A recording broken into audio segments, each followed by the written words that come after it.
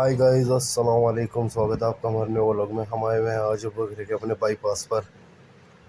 यह हमारा बाईपास है बगरे का, सैदपुरा का बाईपास है। और इस पे ही यहाँ पे हमारे अपनी दुकानें हैं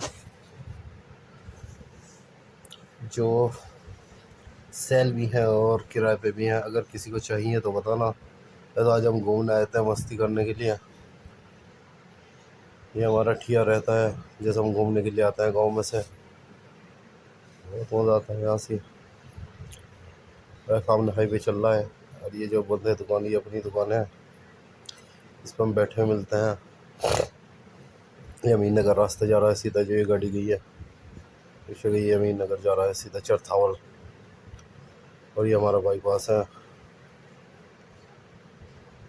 हम आज यहाँ से थोड़ा खेतों में लग रहे हैं बच्चे, वहाँ आए थे घूमने और दुकान बंद है। मिलते हैं न्यू लोग में।